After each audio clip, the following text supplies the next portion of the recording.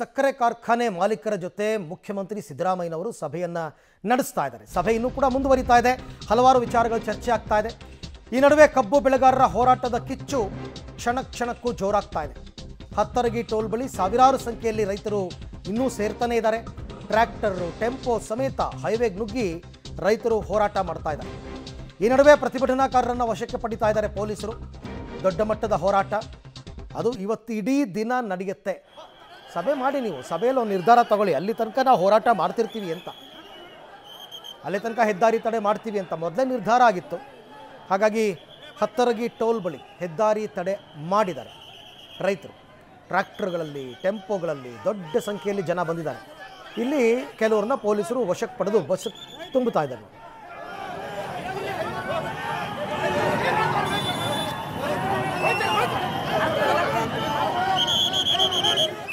ಈ ಬಗ್ಗೆ ಮತ್ತಷ್ಟು ಮಾಹಿತಿ ನನ್ನ ಕೊಲೀಗ್ ಚೇತನ್ ಅವರಿಂದ ಮಾಹಿತಿ ಪಡೆಯೋಣ. ಚೇತನ್, ಇವಾಗ ಹತ್ತರಗಿ ಟೋಲ್ ಬಳಿ ಏನು ನಡೀತಾ ಇದೆ? ಅರವಿಂದ್, ಕ್ಷಣಕ್ಕೂ ಕೂಡ ಹತ್ತರಗಿ ಟೋಲ್ ಬಳಿ ಏನು ರೈತರ ಸಂಖ್ಯೆ ಏನಿದೆ ಹೆಚ್ಚಾಗ್ತಿರುವಂಥದ್ದು. ಏನು ಅರ್ಧ ಗಂಟೆಗೊಮ್ಮೆ ಹೆದ್ದಾರಿಯನ್ನು ಬಂದ್ ಮಾಡುವಂಥ ಕೆಲಸವನ್ನು ರೈತರು ಮಾಡ್ತಾ ಇದ್ದಾರೆ. ಆದರೆ ಪೊಲೀಸರು ಅವರನ್ನು ಸಮಾಧಾನಪಡಿಸಿ ಕಳಿಸುವ ಕಾರ್ಯವನ್ನು ಮಾಡ್ತಿರ್ಬೋದು. ನೋಡ್ಬೋದು ದೃಶ್ಯದಲ್ಲಿ ಈಗಾಗಲೇ ಕೆಲವೇ ನಿಮಿಷಗಳ ಹಿಂದೆ ಸ್ವಾಮೀಜಿ, ಹೆಬ್ಬಾಳದ ಸ್ವಾಮೀಜಿ ಅವರು ಬಂದಿದ್ದರು. ಸ್ವಾಮೀಜಿಯವರು ಬಂದು ಹೆದ್ದಾರಿಯಲ್ಲೇ ಕುಳಿತು ರಸ್ತೆ ತಡೆ ಮಾಡಿದರು. ಬಳಿಕ ಪೊಲೀಸರ ವಲಯಕ್ಕೆ ಬಳಿಕ ಈಗ ಸದ್ಯ ಪ್ರತಿಭಟನಾಕಾರರು ಹೆದ್ದಾರಿ ಬಿಟ್ಟು ಏನು ಪಕ್ಕಕ್ಕೆ ತೆರಳಿರುವಂಥದ್ದು. ಹೀಗಾಗಿ ಕ್ಷಣಕ್ಕೂ ಕೂಡ ಒಂದು ರೀತಿಯಾದಂಥ ಹೈ ಡ್ರಾಮಾ ರಾಷ್ಟ್ರೀಯ ಹೆದ್ದಾರಿ 4ರಲ್ಲಿ ನಿರ್ಮಾಣವಾಗ್ತಾ ಇದೆ. ಕೇವಲ 5ರಿಂದ 6 ನಿಮಿಷ ರಸ್ತೆ ತಡೆ ಮಾಡಿದರೆ ಕಿಲೋಮೀಟರ್ ಗಂಟೆಗಳ ಟ್ರಾಫಿಕ್ ಆಗ್ತಾ ಇರುವಂಥದ್ದು. ಹೀಗಾಗಿ ಪೊಲೀಸರಿಗೆ ಸಾಕಷ್ಟು ತಲೆನೋವಾಗಿರುವಂಥದ್ದು. ಒಂದು ಕಡೆ ಏನು ಸರ್ಕಾರ ಸಭೆ ಮಾಡ್ತಾ ಇದೆ, ಸಭೆ ಏನು ಮಾಡ್ತೇವೆ ತೀರ್ಮಾನ ಆಗುತ್ತೆ ಅನ್ನೋದು ಬೇಗ ಹೇಳಬೇಕು, ಇಲ್ಲದಿದ್ದರೆ ನಮ್ಮ ಹೋರಾಟ ಮುಂದುವರಿಯುತ್ತೆ ಅನ್ನೋ ಎಚ್ಚರಿಕೆಯನ್ನು ಏನು ರೈತರ ಮುಖಂಡರು ಹೇಳ್ತಾ ಇದ್ದಾರೆ. ಮತ್ತೊಂದು ಕಡೆ ಏನು ರೈತ ಸಂಘದ ಅಧ್ಯಕ್ಷ ಇದ್ದಾರೆ ಚುನಪ್ಪ ಪೂಜಾರಿ, ಅವರು ಕೂಡ ಇಲ್ಲಿ ಬರ್ತಾ ಇದ್ದಾರೆ. ಗುರ್ಲಾಪುರದಿಂದಲೂ ಕೂಡ ಹೆಚ್ಚಿನ ಸಂಖ್ಯೆ ರೈತರು ಆಗಮಿಸ್ತಾರೆ ಏನೋ ಮಾಹಿತಿ ಸದ್ಯ ಲಭ್ಯವಾಗಿರುವಂಥದ್ದು. ಹೀಗಾಗಿ ಸದ್ಯ ರಾಷ್ಟ್ರೀಯ ಹೆದ್ದಾರಿಯನ್ನು ಕೆಲವೇ ಕ್ಷಣಗಳ ಹಿಂದೆ ಬಂದ್ ಮಾಡಲಾಗಿತ್ತು. ಈಗ ಮತ್ತೆ ಪೊಲೀಸರು ಮನವೊಲಿಕೆ ಬಳಿಕ ರೈತರು ರಾಷ್ಟ್ರೀಯ ಹೆದ್ದಾರಿ ಬಿಟ್ಟು ತಿಳಿರುವಂಥದ್ದು. ಈಗ ಸದ್ಯ ಮತ್ತೆ ಸಂಚಾರವಾಗಿದೆ. ಮತ್ತೊಂದು ಕಡೆ ಮತ್ತೊಂದು ದೃಶ್ಯದಲ್ಲಿ ನೋಡ್ಬೋದು, ಸಾವಿರಾರು ಸಂಖ್ಯೆಯಲ್ಲಿ ರೈತರು ಆಗಮಿಸಿರುವಂಥದ್ದು. ರೈತರಿಗಾಗಿ ಅಡಿಗೆಯನ್ನು ಕೂಡ ಇಲ್ಲೇ ಪ್ರತಿಭಟನೆ ಮಾಡ್ತಾ ಇದೆ. ಒಂದು ವೇಳೆ ಸರ್ಕಾರ ತನ್ನ ನಿರ್ಧಾರವನ್ನು ಪ್ರಕಟ ಮಾಡದೇ ಇದ್ದರೆ ಏನು ಗುರ್ಲಾಪುರದ ಹೋರಾಟ ಇದೆ, ಗುರ್ಲಾಪುರ ಗ್ರಾಮದಲ್ಲಿ ಏನು ಹೋರಾಟ ನಡೀತಿದೆ, ಆ ಹೋರಾಟ ಇಲ್ಲೇ ಶಿಫ್ಟ್ ಆಗುವ ಎಲ್ಲ ಸಾಧ್ಯತೆಗಳು ಇರುವಂಥದ್ದು. ಯಾಕಂದರೆ ಸರ್ಕಾರಕ್ಕೆ ಏನು ಗುರ್ಲಾಪುರ ಗ್ರಾಮದಲ್ಲಿ ಪ್ರತಿಭಟನೆಗೆ ಗಡುವು ನೀಡಿರೋ ರಾಷ್ಟ್ರೀಯ ಹೆದ್ದಾರಿ ತಡೆಗೆ ಗಡುವು ನೀಡಿದ್ದಾರೆ ರೈತ ಮುಖಂಡರು.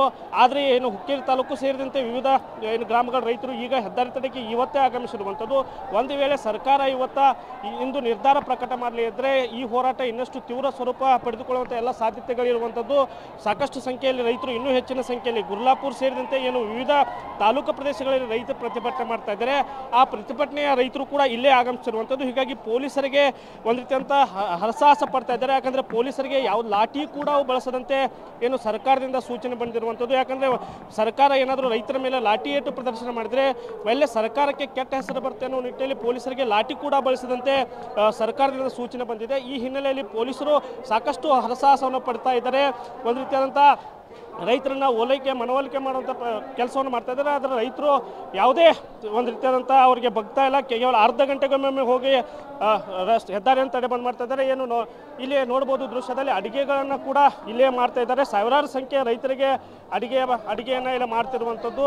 ಏನು ಗುರ್ಲಾಪುರದಲ್ಲಿ ಏನು ಹೋರಾಟ ಇದೆ, ಆ ಹೋರಾಟ ಶಿಫ್ಟ್ ಆಗುವ ಎಲ್ಲ ಸಾಧ್ಯತೆಗಳು ಇರುವಂಥದ್ದು. ಹೀಗಾಗಿ ಎಲ್ಲ ತಯಾರಿಯನ್ನು ಮೊದಲೇ ರೈತ ಸಂಘಟನೆ ಮಾಡಿಕೊಂಡಿರುವಂಥದ್ದು. ಸರ್ಕಾರ ಒಂದು ವೇಳೆ ಏನು ಇವತ್ತೇ ನಿರ್ಧಾರ ಮಾಡಬೇಕು, ಇಲ್ಲಾಂದರೆ ಸಾಯಂಕಾಲದವರೆಗೆ ನಾವು ಹೆದ್ದಾರಿ ತಡೆಯನ್ನು ಸಂಪೂರ್ಣವಾಗಿ ಬಂದ್ ಮಾಡ್ತೀವಿ ಅನ್ನೋ ಮಾಹಿತಿಯನ್ನು ನೀಡ್ತಿರುವಂಥದ್ದು. ಏನು ಕೇವಲ ರೈತ ಸಂಘಟನೆ ಅಷ್ಟಲ್ಲ, ಕನ್ನಡ ಪರ ಸಂಘಟನೆಗಳು ಜೊತೆಗೆ ಸಾವಿರಾರು ಸಂಖ್ಯೆಯಲ್ಲಿ ಯುವಕರು ಹಾಗೂ ಏನು ಮಾಜಿ ಸೈನಿಕರಿದ್ದಾರೆ, ಮಾಜಿ ಸೈನಿಕರು ಕೂಡ ಏನು ರೈತ ಸಂಘಟನಾ ಹೋರಾಟಕ್ಕೆ ಏನು ಬೆಂಬಲ ನೀಡಿರುವಂಥದ್ದು. ಹೀಗಾಗಿ ಏನು ಹತ್ತರಗಿ ಟೋಲ್ ಇದೆ, ಟೋಲ್ ಬಳಿ ಸಾವಿರಾರು ಸಂಖ್ಯೆಯಲ್ಲಿ ರೈತರು ಆಗಮಿಸಿದ್ದಾರೆ. ಅದ್ರ ಜೊತೆಗೆ ಏನು 200ರಷ್ಟು ಏನು ಪೊಲೀಸರನ್ನು ನಿಯೋಜನೆ ಮಾಡಲಾಗಿತ್ತು. ಈಗ ಸದ್ಯ ಆ ಸಂಖ್ಯೆನ 1000ಕ್ಕಿಂತಲೂ ಹೆಚ್ಚಿರುವಂಥದ್ದು. ಸುಮಾರು 10ಕ್ಕೂ ಹೆಚ್ಚು KSRP ತುಕಡಿಗಳನ್ನು ಇಲ್ಲಿ ನಿಯೋಜನೆ ಮಾಡಿರುವಂಥದ್ದು. ಸರ್ಕಾರ ಒಂದು ಕಡೆ ಸಭೆ ಮಾಡ್ತಾ ಇದೆ. ಸಭೆ ವಿಫಲ ಆದರೆ ಈ ಹೋರಾಟ ಸಾಕಷ್ಟು ತೀವ್ರ ಸ್ವರೂಪ ಪಡೆದುಕೊಳ್ತಿದೆ. ಮಾಜಿ ಸೈನಿಕರಿದ್ದಾರೆ, ಅವರನ್ನೇ ಮಾತಾಡ್ಸೋಣ. ಸರ್, ಏನು ಹೋರಾಟ ಕೊಟ್ಟಿದ್ದೀರಿ ರೈತರಿಗೆ? ಮಾಜಿ ಸೈನಿಕರು ಕೂಡ ಬೆಂಬಲ ನೀಡಿರುವಂಥದ್ದು. ಹೀಗಾಗಿ ಒಂದು ಕಡೆ ರೈತರ ಹೋರಾಟ ಇನ್ನಷ್ಟು ತೀವ್ರಗೊಳ್ಳುವ ಎಲ್ಲ ಸಾಧ್ಯತೆಗಳು ಇರುವಂಥದ್ದು. ಅರವಿಂದ್, ಓಕೆ, ಹಾಗೆ ಸಂಪರ್ಕದಲ್ಲಿರಿ ಚೇತನ್, ನಿಮ್ಮ ಜೊತೆ ಮತ್ತೆ ನಾನು ಮಾತನಾಡ್ತೀನಿ. ಒಂದು ವೇಳೆ ಏನಾದರೂ ಗುರ್ಲಾಪುರ ಪ್ರತಿಭಟನೆ ಕೂಡ ಹತ್ತರಗಿ ಟೋಲ್ ಬಳಿಗೆ ಶಿಫ್ಟ್ ಆದರೆ ಕಷ್ಟ ಪರಿಸ್ಥಿತಿಯನ್ನು ನಿಯಂತ್ರಿಸೋದು. ಎರಡೂ ಕಡೆ ರೈತರು ಸ್ಪ್ರೆಡ್ ಆಗಿದ್ದಾರೆ. ಇವಾಗ ಎಲ್ಲ ಒಂದೇ ಕಡೆಗೆ ಬಂದುಬಿಟ್ರೆ ಅವಾಗ ನೀವು ಎಷ್ಟು ಜನರನ್ನ ಅಂತ ವಶಕ್ಕೆ ತಗೋತೀರಾ, ಎಷ್ಟು ಜನರನ್ನ ಅರೆಸ್ಟ್ ಮಾಡ್ತೀರಾ?